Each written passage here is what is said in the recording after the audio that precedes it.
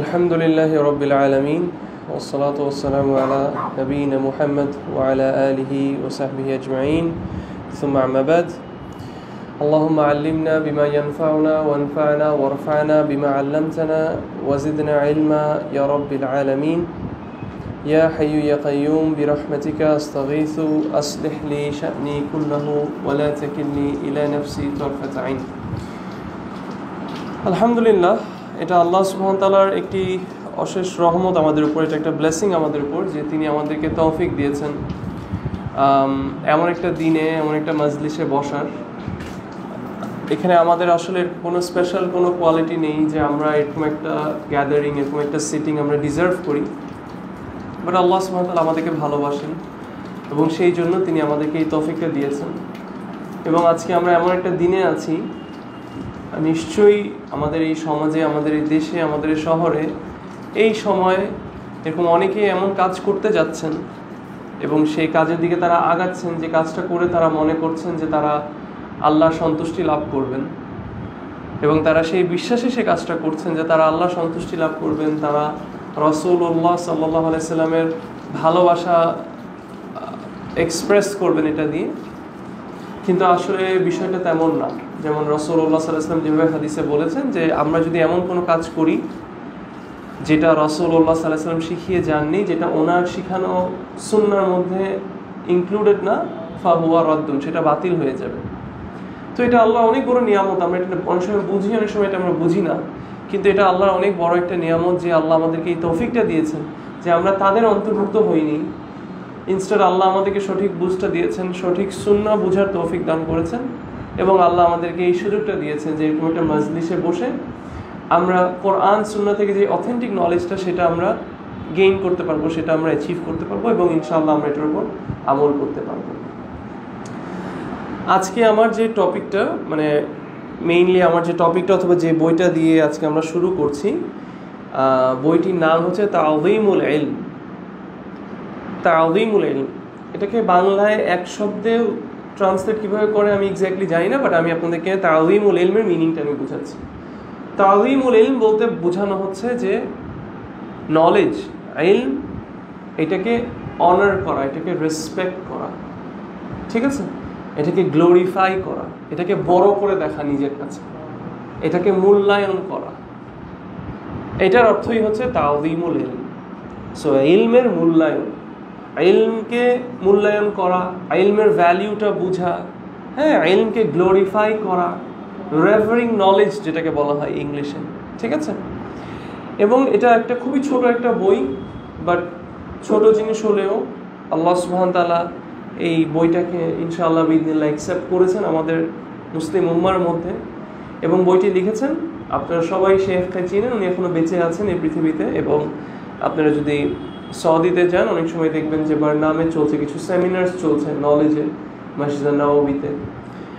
শেখ সালেহ আল উসাইমি, শেখ সালেহ আল উসাইমি হাফিজাহুল্লাহ, আপনারা ইউটিউবে ওনার অনেক লেকচার্স দেখেন এবং শেখ মাশাআল্লাহ ওনার বুঝানোর ওয়ে অফ এক্সপ্লেনিং এবং ওনার ওয়ে অফ কোনো একটা জিনিসকে সামারাইজ করে ছোট করে বুঝানো এবং একটা ছোট বার্নামেজের মধ্যে, একটা কনফারেন্সের মধ্যে শর্ট টাইমের মধ্যে অনেকগুলো সায়েন্সেস সামারাইজ করে স্টুডেন্টসদের সামনে আনা, অ্যান্ড ইভেন কোনো একটা সাবজেক্ট নিয়ে বড় এক্সপ্লেনেশনের মধ্যেও ওনার এরকম অনেক এক্সপ্লেনেশনস আছে। বাট মানে মাশাআল্লাহ এই জামানার, মানে এখনের জেনারেশনের অনেকেই শেখ থেকে, শেখের এক্সপ্লেনেশন, শেখের বুকস থেকে স্টুডেন্টসরা, তলিবুল ইলমরা বেনিফিটেড হচ্ছে।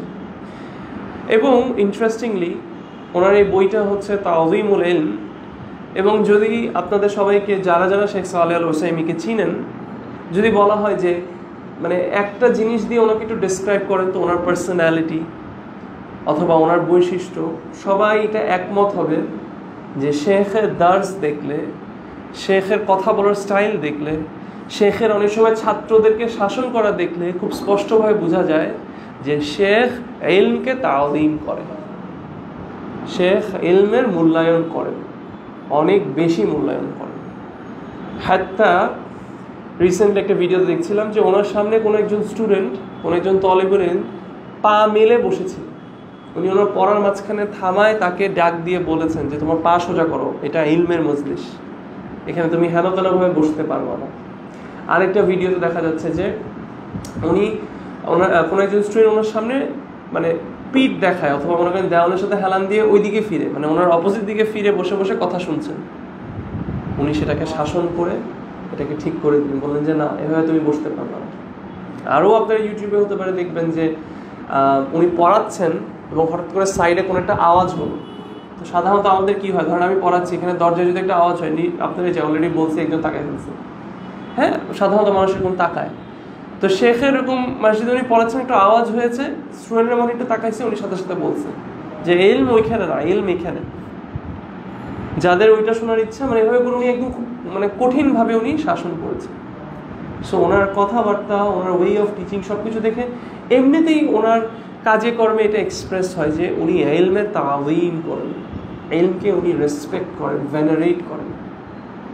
এবং এই বইটা আমাদেরকে মেইনলি এটাই শেখাবে।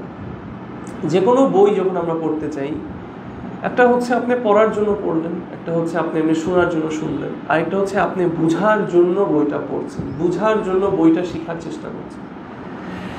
এবং আপনার বোঝাটা শুরু হবে সর্বপ্রথম এটা দিয়ে যে এই বইটার সাবজেক্ট ম্যাটারটা কি, এই বইটার মেইন টপিকটা কি।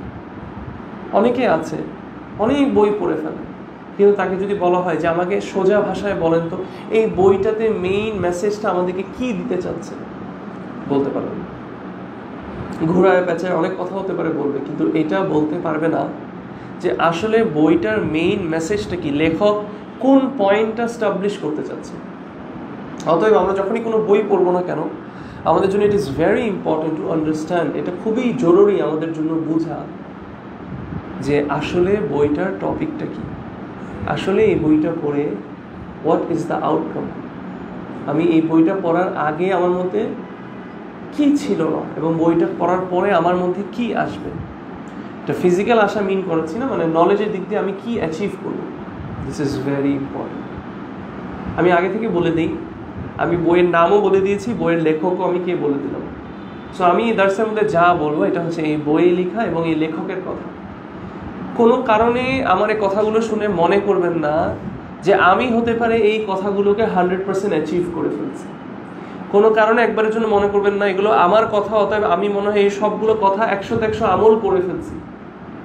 না, আমি আপনাদের সামনে এই জিনিসটা বোঝানো অথবা এই টপিকটা পড়ানোর অর্থ এইটা না যে আমি নিজে এই বিষয়গুলোকে মাস্টার করে ফেলেছি অথবা আমি এই জিনিসগুলোকে 100-100 বাস্তবায়ন করতে পারছি। আমি নিয়ত রাখি যাতে এই কথাগুলোর উপর সবার আগে আমি আমল করতে পারি এবং আপনারা সবাই যাতে আমল করতে পারেন।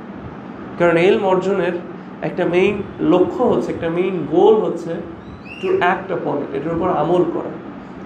শুধু ইলম অর্জন করলাম এবং শুধু মানুষকে বললাম যে আমি এই বই পড়েছি, ওই বই পড়েছি, এটাতে আসলে কোনো ফায়দা নেই। তাই আমি এই টপিকটা পড়াচ্ছি, অনেকের মধ্যে ধারণা আসতে পারে ও সাবিক ভাই মনে হয় তাহলে ইলমের অনেক তালিম করে। ইনশাল্লাহ আমি চেষ্টা করি।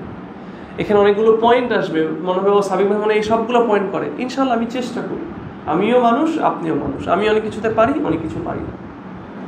সো এই জিনিসটা কিন্তু আমাদের মনে রাখতে হবে, নাহলে অনেক সময় মানে অতিরিক্ত ধারণা হয়ে যায়। অনেক সময় আমাদেরকে মানুষ এমন পজিশনে নিয়ে যায় যেটা আমরা ডিজার্ভ করি না। সো আমার রোল এখানে হচ্ছে জাস্ট আমি নলেজটা আপনাদের কাছে পাস অন করছি এবং আমি এই নিয়তেই করছি যে আমি এটার উপর আমল করবো এবং আপনারাও ইনশাআল্লাহ এটার উপর আমল করবেন। আল্লাহ সুবহানাহু ওয়া তাআলা যাতে আমাদেরকে সেই তৌফিক দান করেন।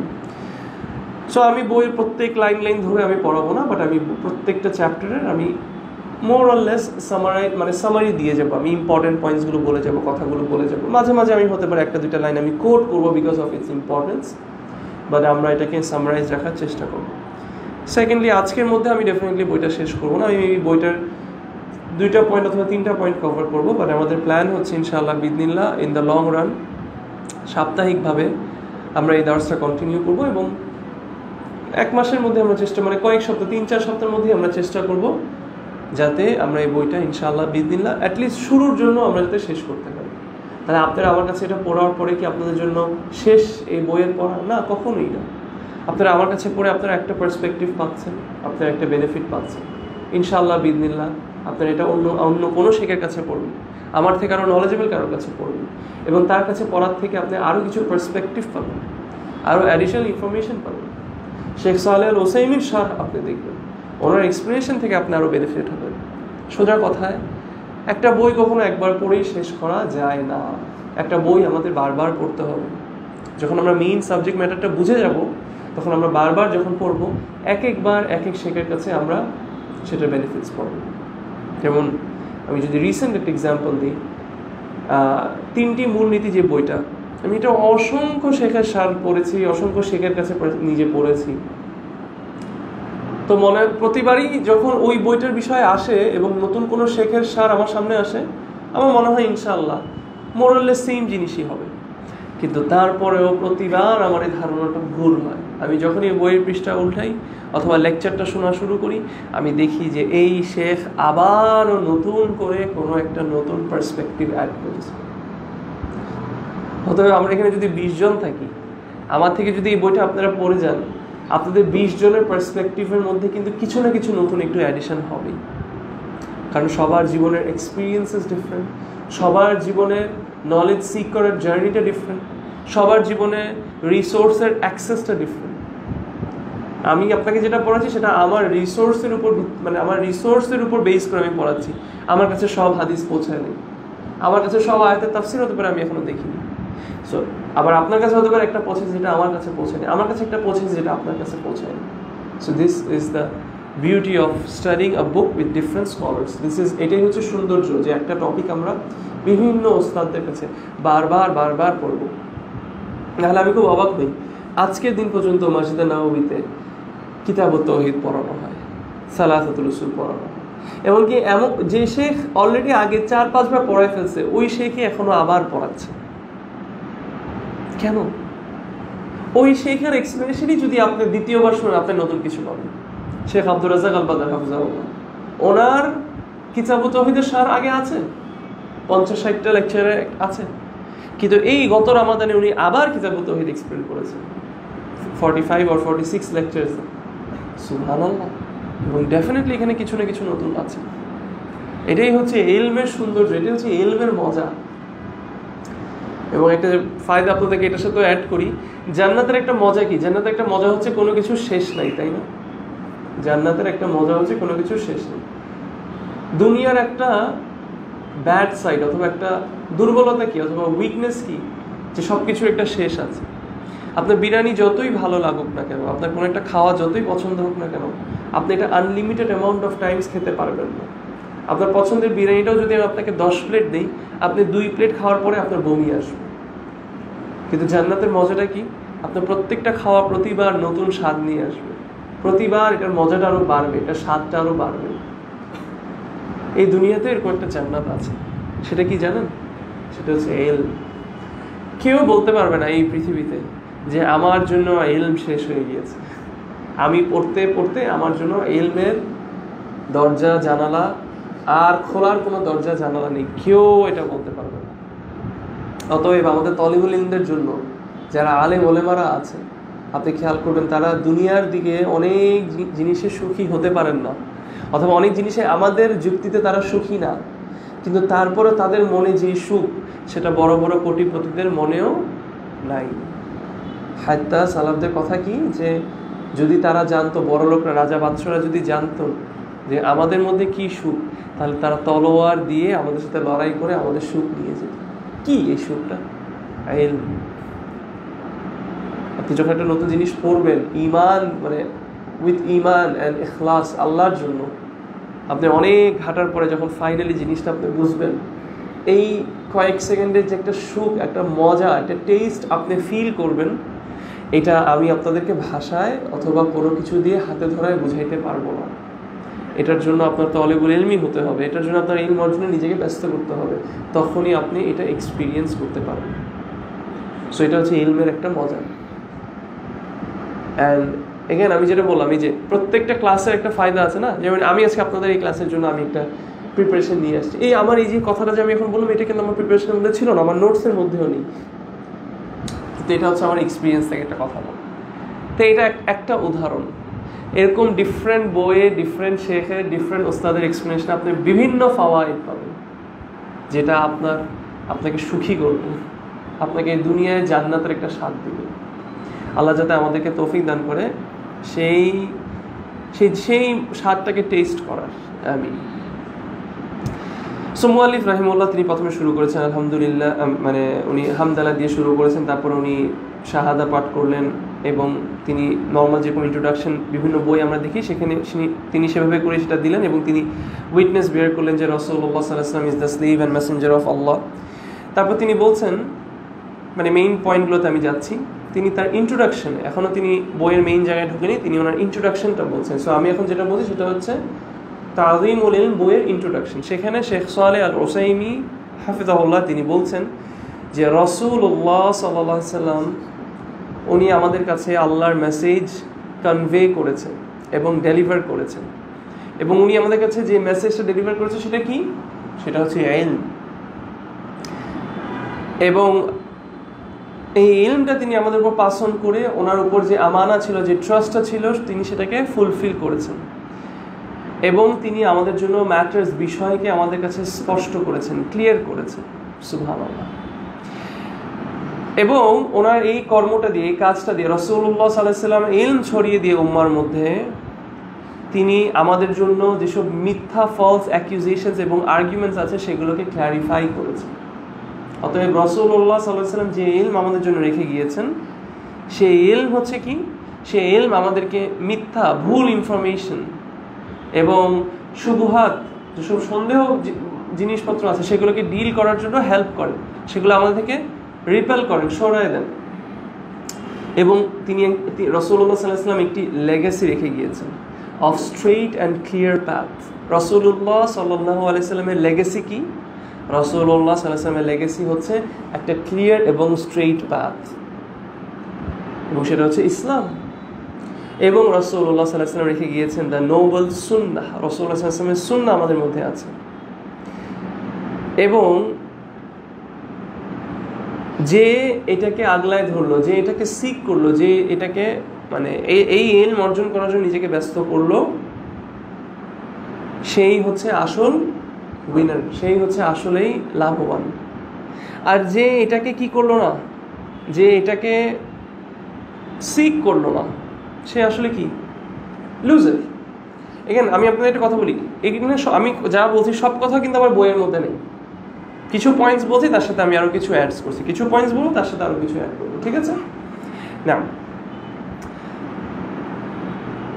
সো তারপর তিনি বলছেন, মুআল্লিফ রাহিমাহুল্লাহ তিনি মেনশন করছেন যে এই ইলম জিনিসটা হচ্ছে অনেক হাই ভ্যালু একটা জিনিস, এটা অনেক দামি একটা জিনিস, এবং এটা পাস অন হচ্ছে generation after generation, generations after generations এটা পাস অন হচ্ছে। এবং এই জিনিসটাকে যে অর্জন করতে পারবে, যে ধরতে পারলো, সে সবচেয়ে বেশি সুখী হবে কোথায়? এই দুনিয়াতে এবং আখিরাতে, পরজীবনে। সুবহানাল্লাহ। এই জিনিসটা, এই ইলম, এটা যেখানেই থাকে সেই জিনিসটার ইজ্জা বেড়ে যায়, সেই জিনিসটার অনার বেড়ে যায়। সুবহানাল্লাহ। এটা একটা সৌন্দর্যের মতো, মানুষ নিজেকে মানে গয়না গাটি পরে মানুষকে বিউটিফাই করে না, ইলম একটা অ্যাডর্নমেন্টের মতো। এটা এত এক্সপেন্সিভ, এটা এত ভ্যালুয়েবল একটা জিনিস, যেটা যার সাথে থাকে এটা তাকে সুখী করে এবং তাকে বিউটিফাই করে, এটা তার জন্য একটা অ্যাডর্নমেন্টের মতো। সো যে এটার দিকে আগলায় গেল, যে এটার দিকে একটু ইনক্লাইন করলো, দেন হি ইজ ব্লেসড। এবং যে এটাকে নিজের সাথে ক্যারি করলো, সে নিজের সাথে একটা মহা পুরস্কার ক্যারি করলো। এবং যে এটার উপর আমল করলো, সে সেফ, সে বেঁচে গেল। এটা শেখ সালেহ আল উসাইমি রাহিমাহুল্লাহ তিনি বলছেন যে এই ইলম যদি কোনো একটা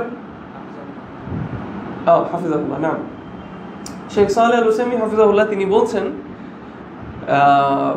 যে এই জিনিসটা যদি একটা কোনো প্রোডাক্ট হতো, ইলম এই জিনিসটা যদি একটা প্রোডাক্ট হতো, তাহলে এটার দাম অনেক বেশি হতো, এটা অনেক এক্সপেন্সিভ হতো।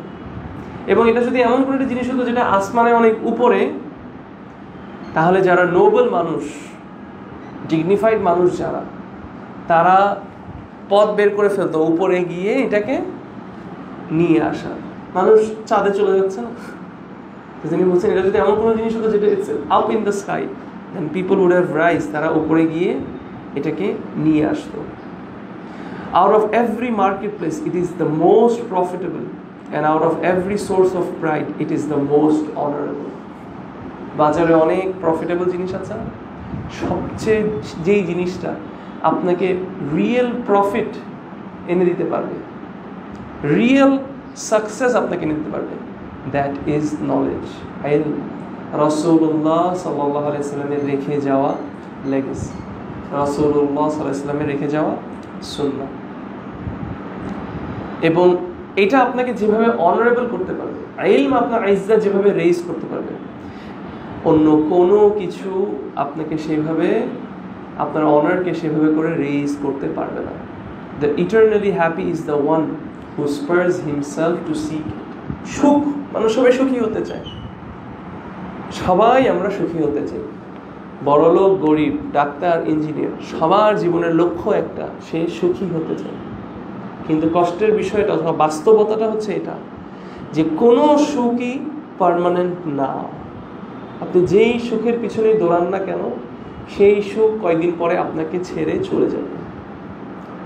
কিন্তু ইলম অর্জন করে যে সুখটা আপনি পাবেন, এই সুখ আপনাকে কোনোদিন কি করবে না, আপনাকে ছেড়ে যাবে না, আপনি ইটারনালি হ্যাপি থাকবেন।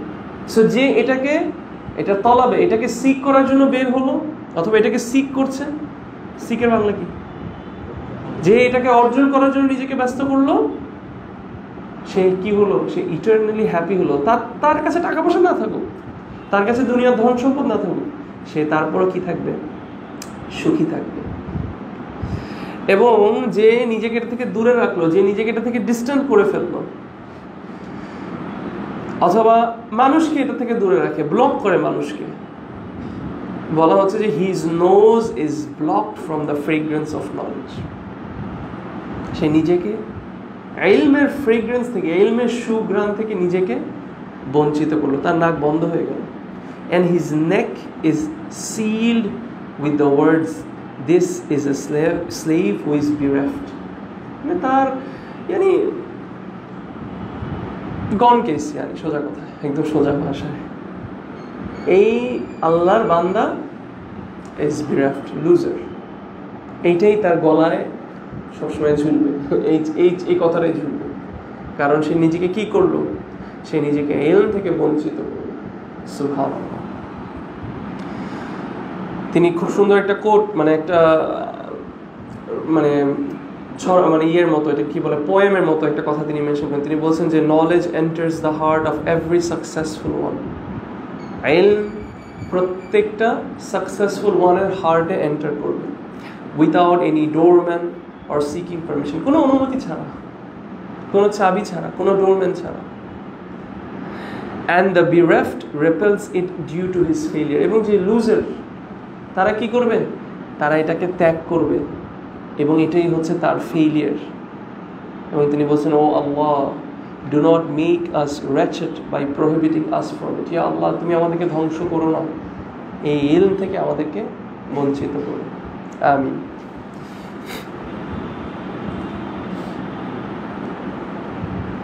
এই ইলম আমাদেরকে মানুষ হিসাবে যেটা করে, সেটা হচ্ছে আমাদেরকে সঠিক রাস্তাটা দেখায়। কেন এই ইলমটা এত ইম্পর্টেন্ট আমাদের জন্য? কারণ আল্লাহ সুবহানাহু ওয়া তাআলা আমাদেরকে সৃষ্টি করেছেন শুধু এক আল্লাহর ইবাদত করার জন্য। এবং এই শুধু এক আল্লাহর ইবাদত এককভাবে আমি শুধু তখনই করতে পারবো যখন আমি কি করতে পারবো, যখন আমি ইলম অর্জন করব। আমি ইলম অর্জন যদি না করি, আমাকে যদি ইলম না থাকে, তাহলে আমি সাকসেসফুলি এক আল্লাহর ইবাদত করতে পারবো না।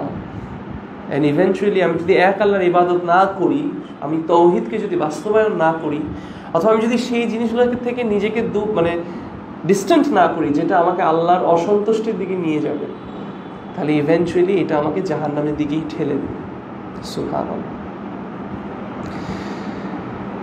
এবং এই ইলম কখনো থেমে থাকবে না, ইলম অর্জন করা কখনোই থেমে থাকবে না, কেউ কখনো এটাকে থামাতে পারবে না। এবং এটার এবং এটাকে অলওয়েজ, এটার মূল্যায়ন করা হবে এই দুনিয়ার মধ্যে, এই আরতের মধ্যে অলওয়েজ ইলম অর্জন, ইলমের মূল্যায়ন হবেই হবে। এবং ইলম সারা জীবন একটা ভ্যালুয়েবল জিনিস থেকেই যাবে। এবং এটার একটা প্রুফ হচ্ছে কি, আপনি দেখেন চারিদিকে তাকায়, এত কিছুর পরেও প্রতিদিন দার্সের সংখ্যা কি বাড়তেছে নাকি কমতেছে? হালাকার সংখ্যা কি বাড়তেছে নাকি কমতেছে? বাড়তেছে। একটা সময় ছিল, আমরা যখন স্টুডেন্ট লাইফে ছিলাম, আমরা যারা জেনারেল লাইনে ছিলাম, আমাদের জন্য আরবি শেখাটা মানে ছিল অমাবস্যার চাঁদের মতো বিষয়। কিন্তু এখন আমার মনে হয় না কোনো স্টুডেন্ট, একটা জেনারেল লাইনের ছাত্র যদি আরবি শেখার ইচ্ছা রাখে, সে বলতে পারবে যে আমার কাছে কোনো অপশন নাই আরবি শেখার। কেউ বলতে পারবে না, কেউ বলতে পারবে না। একটা সময় ছিল টাকা না থাকলে আপনি আরবি শিখতে পারবেন না, মানে জেনারেল লাইনের হলে আপনার কাছে ভালো অ্যামাউন্ট অফ টাকা না থাকলে আপনি আরবি শিখতে পারবেন না।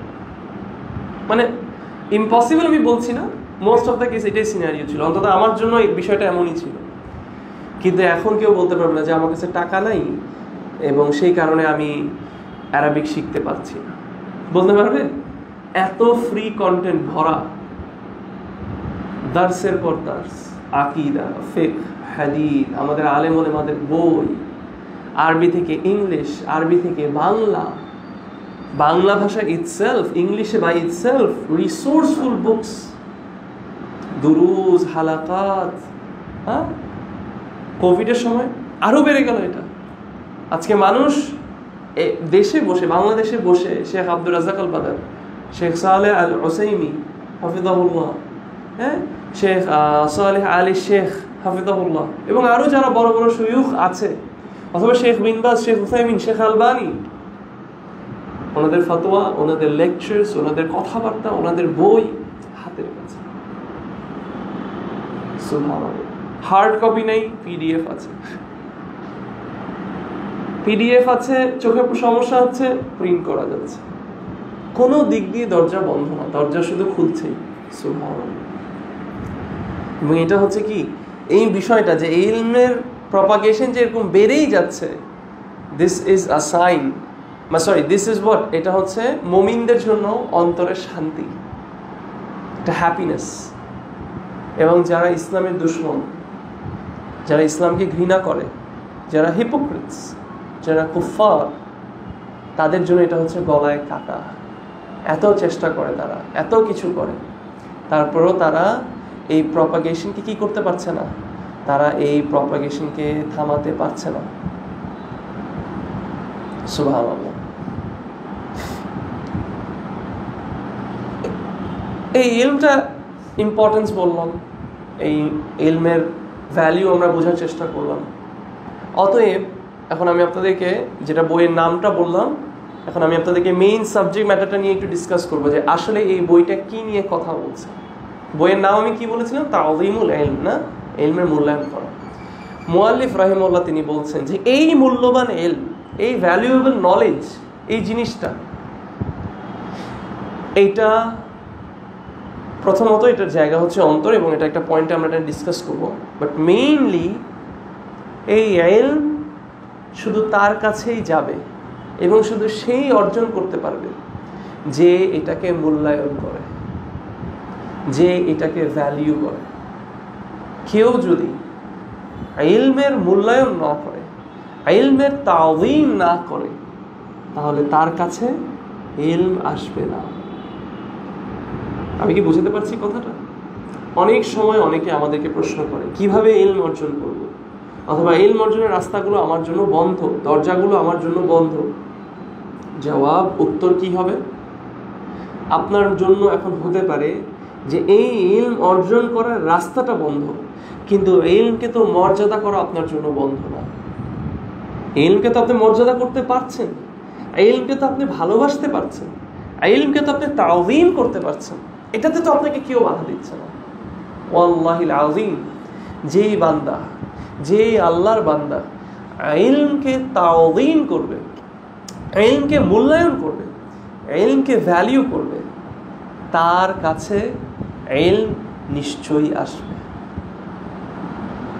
আমি কি বুঝতে পেরেছি কথাটা? শেখ সালেহ আল উসাইমি হাফিজাহুল্লাহ এই কথাটাই আমাদেরকে বুঝাতে চাচ্ছে।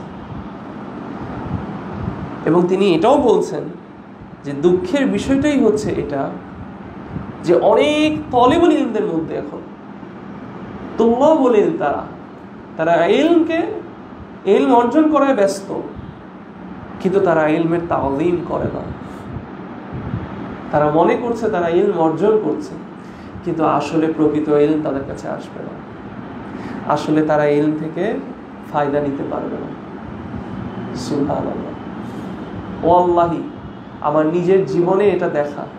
আমি এমন মানুষকে দেখেছি যে ইলমকে ভালোবাসে, ইলমকে তাওযীম করে। আমার ছাত্রদের মধ্যে আমি দেখেছি সে ইলমকে শুধু ভালোবাসার জন্য আল্লাহ তার সামনে একটা একটা একটা একটা একটা একটা একটা করে ওয়েজ শুধু খুলেই গিয়েছে।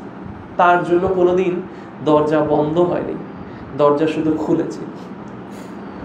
আর আমি এরকম অনেকজনকে দেখেছি যার সামনে সকল দরজা খোলা, কিন্তু শুধুমাত্র সে ইলমকে তাওযীম না করার জন্য সে আসলে সেই দরজাগুলো খোলা থাকার সত্ত্বেও সেই বাসাগুলোতে ঢুকে সেই বাসাগুলো থেকে ভালো কিছু আদায় করতে পারেনি। মানে সেই ইলমের ঘরগুলো থেকে দরজা খোলার সত্ত্বেও কোনো ইলম অর্জন করে সে ফিরত আসতে পারেনি।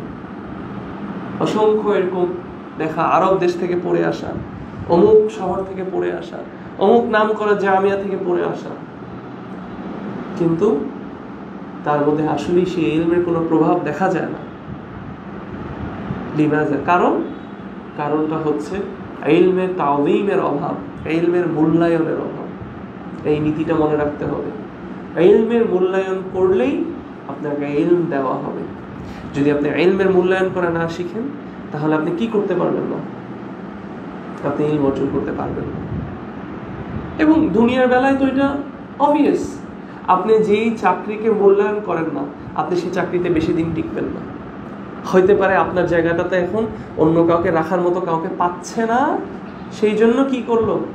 সেই জন্য আপনাকে রেখেছে। বাট যেই মুহূর্তে আপনার জায়গায় অন্য কেউ চলে আসবে, আপনার জায়গায় অন্য ভালো কাউকে পেয়ে যাবে, তখনই আপনাকে আইদার সুন্দর কথা বলে অথবা বাজে কথা বলে আপনাকে বের করে দেওয়া হবে। যেই মেয়েকে আপনি মূল্যায়ন করবেন না, সেই মেয়ে আপনাকে বিয়ে করবে না। আপনি যে মেয়েকে বিয়ে করছেন তার বাবাকে তো আপনি এটা বলেই বিয়ে করছেন যে আপনার মেয়ের আমি খেয়াল রাখবো, আপনার মেয়ের আমি যত্ন করবো। আপনার কাজে কর্মে যদি এটা প্রমাণিত হয় যে আপনি তার মেয়ের খেয়াল রাখবেন না, তার মেয়েকে আপনি মূল্যায়ন করবেন না, সে তার মেয়েকে আপনাকে দিবে? তাহলে তো এটা দুনিয়ার একজন মেয়ে, এটা দুনিয়ার একটা চাকরি, এটা দুনিয়ার একটা টাকা। আর ইলম যেটা আসমান থেকে এসেছে, যেটা আপনাকে আপনার রবের ব্যাপারে শিখাবে, যেটা আপনার জীবনের পারপাসকে ফুলফিল করতে শিখাবে, সেটা আপনি পেয়ে যাবেন সেটার মূল্যায়ন করা ছাড়া। এটা কখনো হতে পারে না, এটা কখনোই হতে পারে না। অতএব আমাদের সামনে দরজা খোলা না থাকলেও ইলমের মূল্যায়ন করার দরজা আমাদের সামনে সবসময় খোলা। আপনি ইলমের তাজিম করা শুরু করেন, ইলমকে মূল্যায়ন করা শুরু করেন, ইলমকে ভ্যালিউ করা শুরু করেন, অটোমেটিক আল্লাহ সুবহানাহু ওয়া তাআলা দেখবেন আপনার জন্য কিভাবে দরজা খুলছে। আপনি তখন এটা স্বপ্নেও মিলাইতে পারবেন না। ওয়াল্লাহি আপনি এটা কখনো স্বপ্নে মিলাতে পারবেন না। তাহলে এটা হচ্ছে কি subject matter of the book, যে নলেজকে মূল্যায়ন করা। এটাই কি মেইন জিনিস না, আরও ডিটেলস আছে। এটা বলেই শেখ সালেহ আল উসাইমি হাফিজাহুল্লাহ তিনি তারপর আমাদেরকে বলছেন যে তিনি আমাদেরকে এই বইয়ে 20টা মূলনীতি মেনশন করবেন। যেই 20টা মূলনীতি যদি আমরা বাস্তবায়ন করতে পারি আমাদের জীবনে, আমরা সাকসেসফুলি ইলমের তাওযীম করতে পারবো। আমি কি বুঝাতে পেরেছি সবাইকে বিষয়টা? এটা কিন্তু খুবই ইম্পর্টেন্ট। আপনি যেই বই পড়ছেন আপনি জানেন যে এখানে আসলে আপনি কি পড়ছেন, আসলে গোলটা কি। তাহলে এই বইটা পড়ার আমাদের গোলটা কি? এই বইটা পড়ার গোল হচ্ছে যে ইলম এই মূল্যবান জিনিস, এটার মূল্যায়ন আমাদের করতে হবে, এটা তাওযীম আমাদের করতে হবে। কিভাবে করব? এই বই যে 20টা মূলনীতি আমরা শিখব, সেই 20টা মূলনীতিকে বাস্তবায়ন করে অথবা করলে আমরা ইলমের তাওযীম করতে পারবো। এখন বুঝতে পেরেছি সবাই এই বিষয়টা? দেখেন, আমাদের গোল কিন্তু এটা বলা না যে বইটা আমি পড়ছি, আমাদের গোল কিন্তু এটা বলা না যে মাদ্রাসা তাসিসে আমি আসছি, আমাদের গোল কিন্তু এটা বলা না ওস্তাদ সাবিককে আমি চিনি। আপনার আমাকে ওস্তাদও বলা দরকার নেই, আমাকে ভাই বলেন। তো সাবিক ভাইকে আমি ভাই বলি, এটা আপনার গোল না। আমি সাবিক ভাইয়ের সামনে বসছি, এটা আপনার গোল না। অথবা আমার মাদ্রাসা তাসিসের ওস্তাদের সাথে একটা ভালো সম্পর্ক আছে, এটা আপনার গোল না। আল্লাহ আপনাকে এগুলো কিছু জিজ্ঞেস করবে না, এগুলো আপনাকে কোথাও নিবে না। আপনাকে জিজ্ঞেস করা হবে যে আপনি কি ইলমের উপর আমল করেছেন নাকি। অতএব গোল হচ্ছে আল্লাহর জন্য কিছু শিখা এবং সেটার উপর আমল করা, এটাই আমাদেরকে সাহায্য করবে। এই মূলনীতিগুলো পড়তে গিয়ে অনেকগুলো বিষয় আসলে আপনার মনে হইতে পারে যে আমি কি আদৌ এগুলো পারবো, এগুলো কি আমার দ্বারা সম্ভব। অথবা অনেকে আপনাকে বলতে পারে যে তুই এগুলো করবি, তোকে দিয়ে এগুলো হবে, অন্য কিছু কর, এই কাজগুলো তুই পারবি না। এরকম কোনো কথা অথবা কোনো চিন্তা ভাবনা আপনার এই মূলনীতিগুলোর উপর আমল করা থেকে যাতে আপনাকে বঞ্চিত না করে। মনে রাখবেন, আপনি দৃঢ়ভাবে যদি কোনো কিছু চেয়ে যান আল্লাহর কাছে এবং আপনার যতটুকু করার ততটুকু আপনি যদি করে যান, ইনশাআল্লাহ বিইذনিল্লাহ আল্লাহ সুবহানাহু ওয়া তাআলা সেটা আপনার জন্য সহজ করে দিবে এবং সেটা আপনার জন্য যদি কল্যাণকর হয় আল্লাহ সুবহানাহু ওয়া তাআলা আপনাকে দিবে। শেখ সালেহ আল হোসাইনী হাফিজাহুল্লাহ তিনি বলছেন যে এরকম ধারণা যদি আসে তাহলে সে যেন মানে the one who raises himself to mirror their standards will achieve it, মানে তিনি একটা কোট বলছেন এখানের মধ্যে যে resemble them, মানে যারা এগুলো বাস্তবায়ন করতে পেরেছে তাদেরকে তুমি অনুকরণ করো, resemble them even if you are not like them, তুমি যদি তাদের মতো নাও হও। for indeed resembling the noble one is itself success। বুঝতে পারছেন কথাটা? আপনি অনুকরণ করেন মহান মানুষদেরকে, আপনি অনুকরণ করেন, আপনি তাদের মতো হতে না পারলেও আপনি তাদের কিছু অনুকরণ করার চেষ্টা করেছেন, আপনি তাদেরকে রিজেম্বল করার চেষ্টা করেছেন, এটা ইটসেলফ একটা সাকসেস। সুবহানাল্লাহ। সো আপনার অনেক কিছু অসম্ভব মনে হলেও আপনি যে চেষ্টা করেছেন সেটা আদায় করার, এটা ইটসেলফ একটা সাকসেস। কিয়ামতের দিন এরকম অনেক নবী রাসূল আসবেন যাদের পিছনে হতে পারে একজন দুজন থাকবে ফলোয়ার্স। আমরা কি তাহলে বলবো যে সেই প্রফেটসরা ফেইলিয়ার? না। আল্লাহর কাছে মানে আল্লাহ সুবহানাহু ওয়া তাআলা আপনাকে এটা বলবেন যে তুমি হাফেজ কেন হবে, তুমি 50টা বই কেন পড়োনি, এটা আল্লাহ আপনাকে জিজ্ঞেস করবে। আল্লাহ সুবহানাহু ওয়া তাআলা আপনার ইন্টেনশনটা দেখবে। আল্লাহ দেখবে যে আপনি কি কোয়ালিটিটা ঠিকভাবে দিয়েছেন নাকি, আপনার নিয়তটা কি ঠিক ছিল নাকি, আপনি আল্লাহর জন্য করেছেন নাকি। সুবহানাল্লাহ। আল্লাহ সুবহানাহু ওয়া তাআলা এটা কোরআনের অসংখ্য জায়গায় মেনশন করেছে এবং হাদিসের অসংখ্য জায়গায় এই কনসেপ্টটা বারবার মেনশন করা হয়েছে যে আপনার ইন্টেনশন যদি ঠিক থাকে, আপনি যদি সেটা সাকসেসফুলি নাও করতে পারেন, আপনি সেটার সওয়াব পাবেন। সুবহানাল্লাহ। কেউ যদি হজ করার নিয়ত করে কিন্তু তারপর সে হজ করার তৌফিক পেল না, কিন্তু তার নিয়তের জন্য সে হজের সওয়াব পাবে। এই জন্য একটা ইন্টারেস্টিং কথা আপনাদের সাথে শেয়ার করি। একজন শেখ এটা বলতে শুনেছিলাম যে সালাফদের মধ্যে কেউ একজন ছিলেন যিনি মানে মুসলিমদের কোনো একটা দেশে জিহাদ হচ্ছিল, প্রকৃত জিহাদ হচ্ছিল, কিন্তু তিনি সেই জিহাদে পার্টিসিপেট করতে পারছিলেন না এবং এটাতে ওনার মনটা ছোট হয়ে যেত। তো তিনি প্রতিদিন জেলখানায় সকালবেলা উঠে তিনি জিহাদে পার্টিসিপেট করার নিয়ত করে তিনি হেঁটে হেঁটে দরজা পর্যন্ত যেতেন। কিন্তু যখন জেলখানার যিনি গার্ড আছে তারা যখন দরজাটা খুলতো না এবং তার সামনে ওই শিকলগুলো চলে আসতো, তখন সে আল্লাহকে বলতো, ইয়া আল্লাহ তুমি জানো আমি আমার নিয়ত ছিল জিহাদে পার্টিসিপেট করার, কিন্তু এই দরজার জন্য অথবা এদের জন্য আমি যেতে পারিনি। সুবহানাল্লাহ। চিন্তা করে দেখেন নিয়ত, সঠিক নিয়ত থাকাটা কত বেশি ইম্পর্টেন্ট। সো অনেকগুলো পয়েন্ট মেনশন হবে, অনেক সময় অনেক কিছু আছে। আপনার যদি মনে হয় যেটা আমার জন্য বেশি, মনে রাখবেন কখনোই কোনো কিছু একজন মুমিনের জন্য ইম্পসিবল নয়। হ্যাঁ, এখন আপনি যদি বলেন আমি স্পাইডারম্যান হবো, আমি সুপারম্যান হবো, that's not the thing. But what I am saying is বাস্তব, আপনি যদি বাস্তবমুখী হন এবং আপনি যদি আসলে আল্লাহর সন্তুষ্টির জন্য কিছু লাভ করতে চান, ইট ইজ নট ইম্পসিবল। আপনি যে এইজে থাকেন না কেন, ইট ইজ নট ইম্পসিবল। অমুসলিম দেশে আমি এরকম কাহিনীও দেখেছি, 20-30 বছরে ইসলাম গ্রহণ করেছে, কোরআন পড়তে পারে না, কিন্তু কোরআনের ট্রান্সলিটারেশন দেখে দেখে দেখে দেখে সে কোরআন মুখস্থ করে ফেলছে। ট্রান্সলিটারেশন মানে বুঝেন? ট্রান্সলিটারেশন মানে হচ্ছে আলহামদুলিল্লাহি রাব্বিল আলামিনকে লেখা ALLHAMD, আলহামদু, মানে সে আরবি পড়তে পারে না, সে ইংলিশকে আরবির মতো করে পড়ে সে। আমি এখন আবার এই কথাটা কেমন কাট করে বলেন না, ওস্তাদ সাবিকুল ইসলাম বলতেছে ট্রান্সলিটারেশন পড়া জায়েজ, আমি এটাকে জায়েজ বলছি না, এটা সম্ভব না। আপনি ঠিক তাজউইদ দিয়ে ঠিক উচ্চারণ আপনি করতে পারবেন না ট্রান্সলেশন পড়ে। বাট আমি আপনাকে ইন্সপায়ার করার জন্য, আপনাকে এনকারেজ করার জন্য উদাহরণটা দিলাম। আমি এটা বলতেছি না যে এখন আপনি এটা করা শুরু করে দেন, না, this is not what I am saying. But এটা বোঝানোর জন্য দেখেন মানুষের মানে প্রচন্ড ইচ্ছা মানুষকে কতদূর নিয়ে যেতে পারে।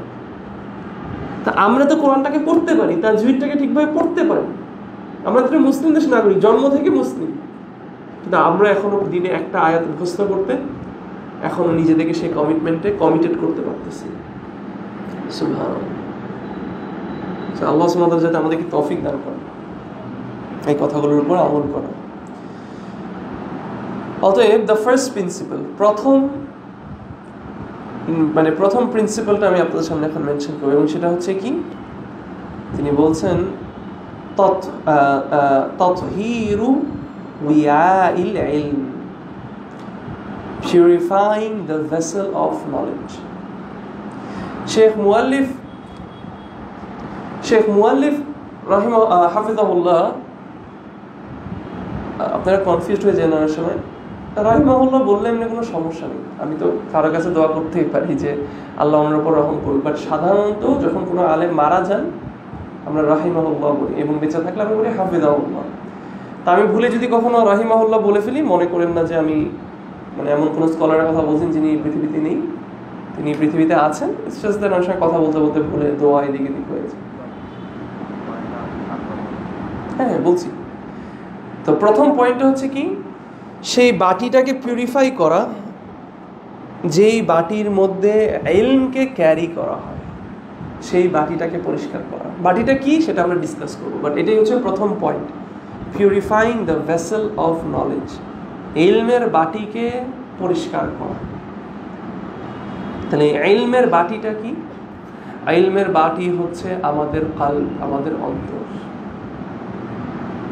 প্রত্যেকটা মূল্যবান জিনিসকে ক্যারি করার জন্য একটা বাটি থাকে, আমাদের খাওয়া দাওয়ার বাটি থাকে, সব কিছুরই একটা বাটি থাকে, আমাদের ক্যারি করার জন্য একটা কিছু না কিছু থাকে, এবং সেখানে সেই জিনিসটা থাকে। যেমন এই পানিটাকে ক্যারি করছে কি এই বোতল, তাই না? আমার যে ইম্পর্টেন্ট কন্ট্যাক্টস নাম্বারস ক্যারি করছে কি আমার এই ফোন, হ্যাঁ? আমার গুরুত্বপূর্ণ বই ক্যারি করছে মেবি আমার ব্যাগ, অথবা আমার গুরুত্বপূর্ণ পিডিএফস ক্যারি করছে আমার ফোন অথবা আমার এই ট্যাব, তাই না? কোনো রুগী ইম্পর্টেন্ট, তাকে ক্যারি করছে অ্যাম্বুলেন্স। আমার যাতায়াত করার জন্য মানুষকে ক্যারি করছে বাস, না কার, এরকম মানে প্রত্যেকটা জিনিসকে ক্যারি করার জন্য একটা কন্টেইনার, একটা ভেসেল থাকে। স্বর্ণ রাখার জন্য একটা লকার থাকে, বাটি থাকে, যা থাকা থাকে, তাই না? দেখবেন যাদের কাছে যেটা প্রিয়, অনেকে আছে ঘড়ির পাগল, ঘড়ি নিয়ে বিলাসিকতা করে, তাদের কাছে ঘড়ির কেস থাকে, হ্যাঁ, এক একটা ঘড়ি এক এক জায়গায় রাখে। মোবাইল মানুষের কাছে প্রিয়, মোবাইলের বিভিন্ন কেস থাকে, তাই না? টাকা মানুষের কাছে প্রিয়, টাকার ওয়ালেট আছে, ব্যাংক আছে।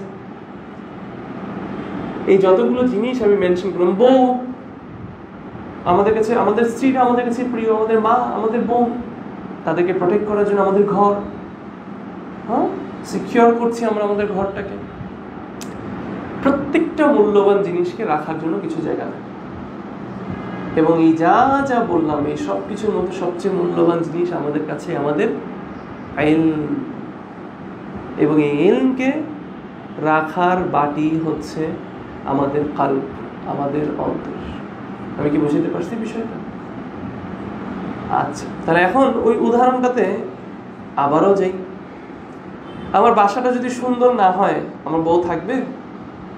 মানে আমাকে বিয়ে করবে কোনো মেয়ে যদি আমি তাকে আমার বাসা দেখাই একদম ময়লা, চারিদিকে ময়লা, অন্ধকার, দেওয়াল টেওয়াল ফাটা ফাটা, ভাঙা ভাঙা? স্বাভাবিকভাবে করবে না। আমার দামি স্বর্ণ গয়না আমি এমনি এখানে ফালায় রাখবো? আমার মোবাইল, লাখ টাকা দিয়ে মোবাইল কিনা, সেটা কি এমনি ওর কভার ছাড়া তো ইউজ করবো না, তাই না? আমার বই যদি আমার কাছে মূল্যবান হয়, আমি শেলফে রাখবো না কেমনে মাটিতে ফ্লোরে ফালায় রাখবো? আমার ছোট বাচ্চাটা সারাক্ষণ কোথায় রাখবো? কুলে রাখবো। তাহলে মূল্যবান জিনিসের রাখার জায়গাটা পরিষ্কার হতে হয়। যদি পরিষ্কার না হয়, আপনাকে খাইতে দিলাম আমি, খাওয়াটা আপনার জন্য ইম্পর্টেন্ট। একটা ময়লা প্লেটে খাবেন আপনি?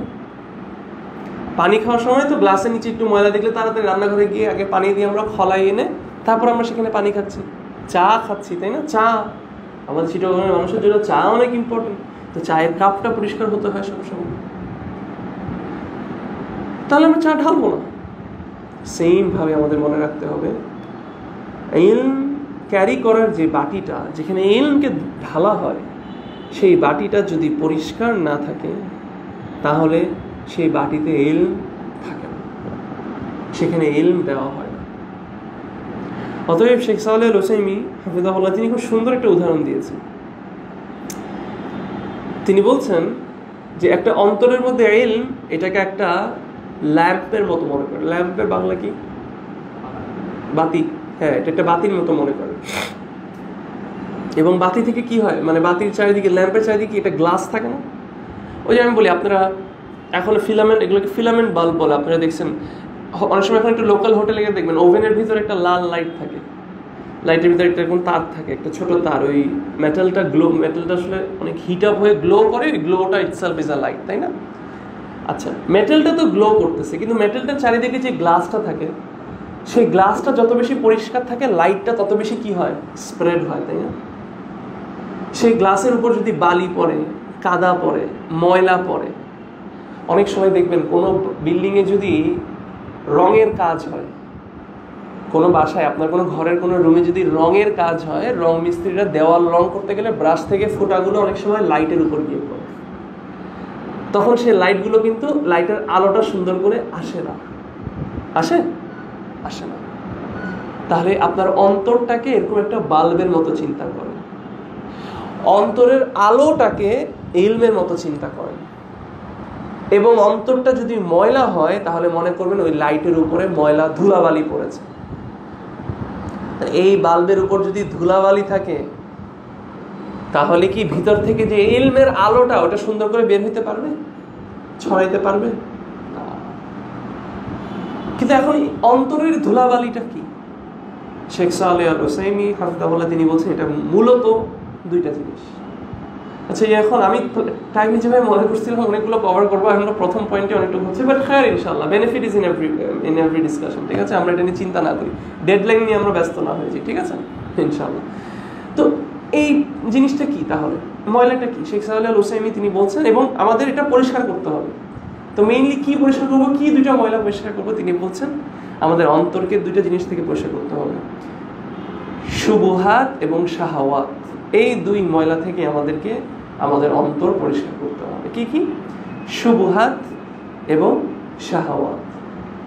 আচ্ছা, শুবহাত এবং শাহাওয়াতের আগে আসি যে এই যে অন্তরে যে ইলম আসবে, এবং অন্তরটা যে ইলমের বাটি, এবং অন্তরটাকে যে ক্লিন করা ইম্পর্টেন্ট, এটার এভিডেন্স হিসেবে শেখ সালেহ আল উসাইমি হাফিজুল্লাহ কোন আয়াতটা এনেছে? সূরা আল মুদ্দাসসিরের যে আয়াতের মধ্যে বলা হচ্ছে ওয়াসিয়াবাকা ফাতাহহির।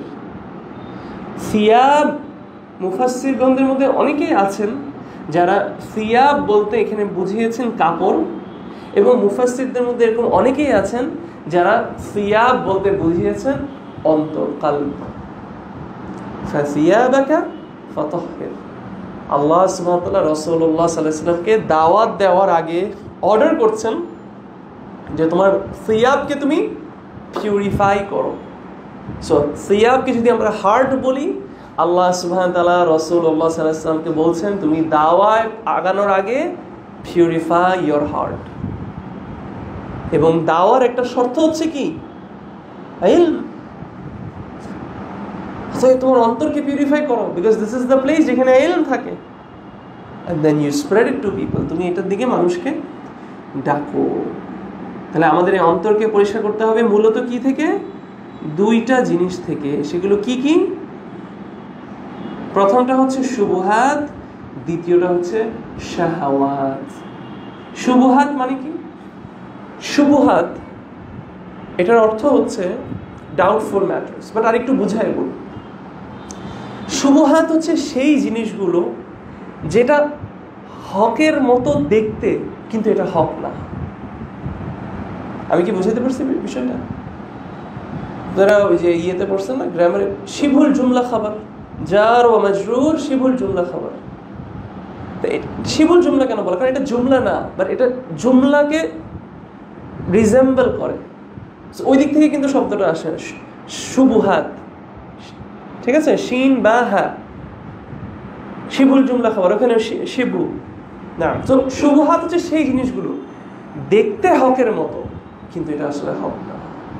এটা থেকে আপনার অন্তরকে আপনার পরিষ্কার করতে হবে। সুবহানাল্লাহ। এই যে আজকের দিনে কথা বললাম না, যে আজকের দিনে এরকম অনেকে আছে যারা মনে করছে যে তারা কিছু কাজ করে তারা নবীর ভালোবাসা প্রমাণ করবে, তারা আল্লাহর সন্তুষ্টি লাভ করবে। এটা কি? এটা শুবহাত। আপনার অন্তরকে এটা থেকে পরিষ্কার করতে হবে। সুবহানাল্লাহ। এবং শুবহাত অনেক ভয়ঙ্কর একটা জিনিস, কারণ শুবহাত করে আপনি মনে করবেন যে আসলে আমি তো ভুল কিছু করতেছি না। সুবহানাল্লাহ। এটা থেকে আপনার অন্তরকে আপনার পরিষ্কার করতে হবে। এবং সেকেন্ড জিনিসটা কি? শাহাওয়াত, প্রবৃত্তির টান। আপনি জানেন এটা ভুল, কিন্তু আপনার শাহাওয়াতকে আপনি কন্ট্রোল করতে পারতেছেন না, আপনার প্রবৃত্তিকে আপনি কন্ট্রোল করতে পারতেছেন। আপনি জানেন আপনার এই কাজটা করা উচিত না, অথবা আপনি জানেন আপনার উপর এটা ফরজ, কিন্তু আপনার প্রবৃত্তির কাছে আপনি হার মেনে ফেলছেন। এটা থেকে আপনার কি করতে হবে? নিজেকে পরিষ্কার করতে হবে, নিজের অন্তরকে পরিষ্কার করতে হবে। এবং মজার বিষয়টা হচ্ছে এটাই যে এই দুইটা জিনিস থেকে নিজেকে আপনার হেফাজত করার জন্য, নিজেকে পিউরিফাই করার জন্য আপনার যেই জিনিসটা লাগবে সেটা হচ্ছে ইলম। সুবহানাল্লাহ। আপনারা হয়তো ভুলে গেছেন বইয়ের মেইন টপিক কি? তাযীমুল ইলম। তাহলে কি বলা হচ্ছে? আপনি ইলমকে ভ্যালিউ করতে পারবেন তখন যখন আপনার অন্তরকে আপনি পরিষ্কার করবেন। আপনার অন্তরকে পরিষ্কার করতে পারবেন আপনি তখন যখন আপনি ইলম অর্জন করবেন। তাহলে কথাটা কি ওইদিকেই চলে গেল না? যে ইলমের মূল্যায়ন করলো তার কাছে ইলম আসবে, যে ইলমের মূল্যায়ন করলো না তার কাছে ইলম আসবে না। আমরা মানুষ একটা ময়লা অন্তর নিয়ে আল্লাহর সামনে দাঁড়াই, কোনো চিন্তা করি না। কিন্তু আমরা মানুষের সামনে সাদা কাপড়ে একটা কালো দাগ থাকলেও 1000 বার বইয়ের উপর চিল্লাই, কেন আমার কাপড়ের মধ্যে দাগ পড়ছে, তুমি সুন্দর করে কেন ধোবে? দেখেন আমাদের কনসার্ন কোথায়। ওয়ালাকিন রাসূলুল্লাহ সাল্লাল্লাহু আলাইহি ওয়াসাল্লাম কি বলছেন? ইন্নাল্লাহা লা ইয়ানজুরু ইলা সুওয়ারিকুম ওয়া আমওয়ালিকুম ওয়ালাকিন ইয়ানজুরু ইলা কুলুবিকুম ওয়া আ'মালিকুম। সুবহানাল্লাহ। রাসূলুল্লাহ সাল্লাল্লাহু আলাইহি ওয়াসাল্লাম বলেন নিশ্চয়ই, ইন্নাল্লাহা, তাওকীদ দিয়ে বলছেন ইন্নাল্লাহা লা ইয়ানজুরু, আল্লাহ তাকান না, নিশ্চয়ই আল্লাহ তাকান না কিসের দিকে? ইলা সুওয়ারিকুম, তোমাদের চেহারার দিকে অথবা তোমাদের বাহিরের আউটফিটের দিকে, ওয়া আমওয়ালিকুম, এবং তুমি কত দিনদার, তুমি কত ধন সম্পদ আছে তোমার, কোটিপতি। No, Allah doesn't look at this. ওয়ালাকিন, কিন্তু আল্লাহ কিসের দিকে তাকায়? ইয়ানজুরু, আল্লাহ তাকান কিসের দিকে? ইলা কুলুবিকুম ওয়া আ'মালিকুম। এই জন্য ওমর বিন আব্দুল আজিজ না খলিফা ছিলেন, ওমর বিন আব্দুল আজিজ, রাইট, রাহিমাহুল্লাহ। ওমর বিন খাত্তাবের নাতি, খলিফা রাশিদিনের মধ্যে না। ওমর বিন আব্দুল আজিজের একটা কল আছে, if I am not mistaken. তিনি বলছেন যে প্রকৃত তাকওয়া তুমি তখনই বুঝবা তুমি অর্জন করছো যখন তুমি তোমার প্রাইভেট লাইফকে একটা বাটির মধ্যে রেখে বাজারে প্রেজেন্ট করতে তোমার কোনো সংকোচ বোধ হবে না। গভীর একটা কথা। এখন আমি যদি আপনাদেরকে বলি, ধরেন ফর এক্সাম্পল একটা উদাহরণ দিয়ে বলি, আপনি আমার কাছে একটা জব ইন্টারভিউতে আসছেন, আমি আপনাকে বললাম যে তোমার ব্যাপারে আমাকে বলো, তুমি আমাকে তোমার ব্যাপারে বলো, কিন্তু তুমি বলার পরে আমার কাছে একটা চশমা আছে, এটা একটা স্পেশাল চশমা, জাস্ট বোঝানোর জন্য বলতেছি, আমার কাছে একটা স্পেশাল চশমা আছে। তোমার কথাগুলো বলা শেষ হওয়ার পরে আমি চশমাটা পরে তোমার দিকে যদি তাকাই, এখানে আমাকে ডেটা দেখাই দিবে যে তোমার কোন কোন কথাগুলো মিথ্যা, কোন কোন কথাগুলো সত্য। আসলে তুমি কি এটা নাকি না, এটা আমাকে দেখাই দিবে। আপনি কি এই চশমা আমি পরা থাকলে ভয় ভয় থাকবেন না আমার সামনে? ধরেন আমি একটা আইটি ইন্টারভিউ নিচ্ছি, আমি চশমা খুললাম, খুলে বললাম দেখি বলো তোমার, আরে আমি জাভা স্ক্রিপ্টে expert, PHP is like a piece of cake for me, website আমি সেকেন্ডসে বানাই দিই, AI is like my friend। হ্যাঁ, আমি তারপর চশমাটা বললাম, তাকাই দেখতেছি ও জাভা স্ক্রিপ্টকে স্পেলিং লিখে JABA, ও আইটির কিছুই জানে না। হ্যাঁ, ও এখন তাহলে এখনো বলবেন বাপরে এই চশমার সামনে তো মিথ্যা বলা যাবে না। এটা একটা বোঝানোর জন্য উদাহরণ দিয়ে বললাম।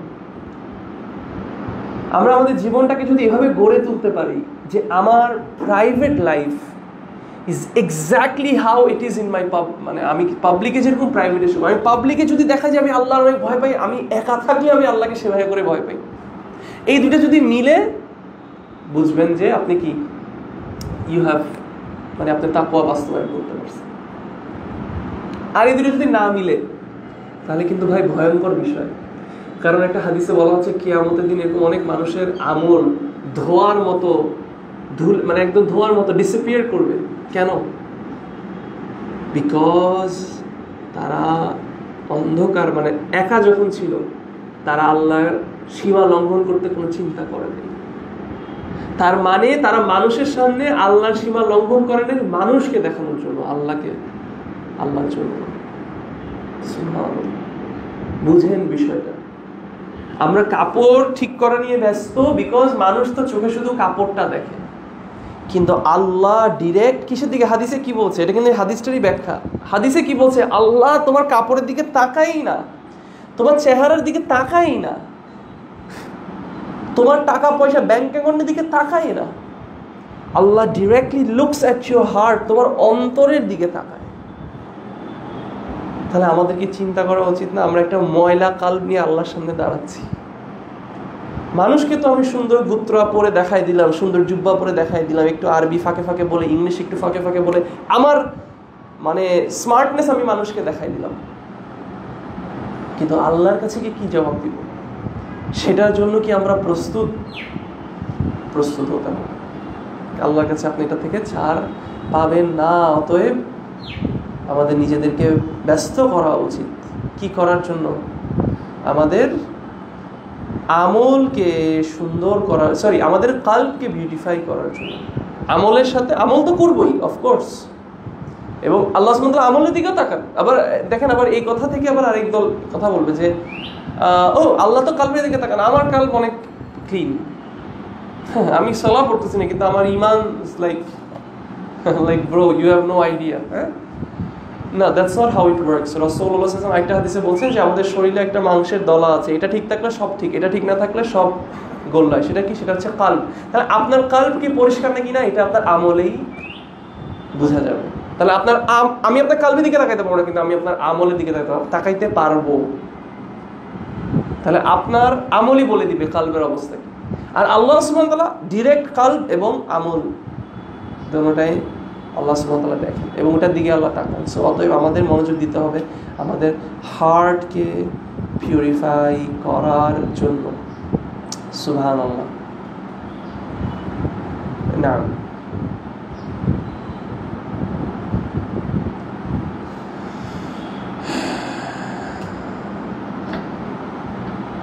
نعم طيب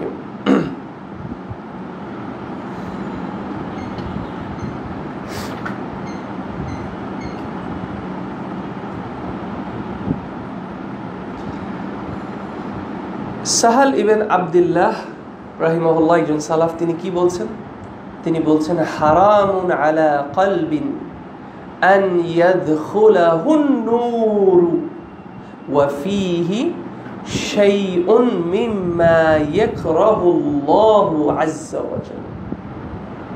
আচ্ছা, হারামুন আলা কলবিন, মানে ইট ইজ হারাম, it is forbidden for light, মানে লাইট সেই অন্তরে, আলো নূর মানে ইলম সেই অন্তরে ঢোকার নিষেধ। এবং এটা হারাম বলতে হালাল হারামের কথা বলা হচ্ছে না। হারাম বলতে দুই ধরনের জিনিস বুঝে। একটা হচ্ছে যে মানে এটা কখনো হবে না ওই সেন্সে, মানে একটা হচ্ছে শারঈ দিকে, একটা হচ্ছে কাদরি দিকে, ঠিক আছে? এখানে ওইটার কথা বলা হচ্ছে, মানে এটা হবে না কখনো ওই সেন্সে বলা হচ্ছে, not in the sense that মানে এটা শারঈ ভাবে হারাম হালাল ওই হারামটা বলা হচ্ছে না। তো তিনি বলছেন যে ইট ইজ ফরবিডেন, মানে এটা কখনো হবে না, যে নূর কখনো সেই হার্টে ঢুকবে না যেই হার্টে কি আছে, ওয়া ফীহি শাইউন, এমন কিছু আছে, মিম্মা ফ্রম দ্য থিংস, যেটা আল্লাহ সুবহানাহু ওয়া তাআলা অপছন্দ করেন, মানে কি গুনাহ, খারাপ কাজ। যেই অন্তরে গুনাহ আছে, আল্লাহর অসন্তুষ্টি করার মতো কিছু আছে, এবং আল্লাহ কোরআনের মধ্যে বলছেন গুনাহ অন্তরে একটা দাগ বসায়, রান বলা হচ্ছে সেটা, যে কোনটা রাসূলুল্লাহ হাদিসে বলছেন যে একটা গুনাহ করলো, তার হার্টে একটা দাগ বসতে থাকলো, হইতে হইতে হইতে হইতে একটা সময় একটা কালো পাথর হয়ে যায়। সেই অন্তরে কখনো নূর ঢুকবে না, মানে ইলম ঢুকবে না। অতএব তলেবুল ইলমদের এটা চিন্তা করা উচিত। ইলমকে তাযীম করার জন্য তার সর্বপ্রথম এটা মাথায় চিন্তা করা উচিত যে আমি কি করছি, আমি কি নিজের চোখকে হেফাজত করছি, আমি কি গুনাহ থেকে দূরে থাকছি, নাকি আমি হারাম জিনিসে তাকায় আমার নিজের নাফসকে, আমি আমার প্রবৃত্তিকে আমি শান্তি দিচ্ছি, আমি আমার কার্নাল ডিজায়ার্সগুলো ফুলফিল করছি। আপনি তাহলে ওইটাই পাবেন, আপনি ইলমের কিছু পাবেন না। অতএব আপনি ইলমের তাযীম করতে পারবেন না। বুঝতে পেরেছি বিষয়টা? সো আমি প্ল্যান করেছিলাম, ভেবেছিলাম 2-3টা পয়েন্ট পড়াই ফেলো, বাট ইনশাআল্লাহ বিদিল্লাহ দ্যাটস অল রাইট। প্রথম দিকে ইন্ট্রোডাকশন থেকে একটু লম্বা, নেক্সট ক্লাসগুলো মেবি একটু ফাস্ট আমরা পয়েন্টগুলো কভার করবো। বাট এটাই ছিল আজকে আমার যা বলার এই বই থেকে। সো এখন সামারিতে আমি এটাই বলবো লাস্টে, ইলমের তাযীম না করলে আপনি ইলম অর্জন করতে পারবেন না। এবং ইলমের তাযীম শুরু হয় আপনার অন্তরকে পরিষ্কার করা থেকে। আমরা আমাদের অন্তরকে পরিষ্কার করি, আমরা আমাদের বাটিটাকে ক্লিন করি, আমরা এটাকে প্রস্তুত করি কি ক্যারি করার জন্য, ইলম ক্যারি করার জন্য। আমরা যদি এটা করতে পারি ইনশাআল্লাহ বিইذনিল্লাহ আল্লাহ সুবহানাহু ওয়া তাআলা এটার মধ্যে ইলম ঢেলে দিবেন ইনশাআল্লাহ বিইذনিল্লাহ। এর বিনিময়ে আমরা শুবহাত এবং শাহাওয়াতকে দূর করতে পারবো, এবং এর বিনিময়ে আমরা ইলমের মূল্যায়ন করতে পারবো, ইলমের তাযীম করতে পারবো। আমি যদি কিছু ভুল বলে থাকি এটা আমার থেকে এবং শয়তান থেকে, and Allah is passenger is free from it. Subhanakallahumma bihamdik wa nashhadu an la ilaha illa ant wa nastaghfiruka wa atubu ilayk. Jazakallahu khairan. Assalamu alaikum wa rahmatullah.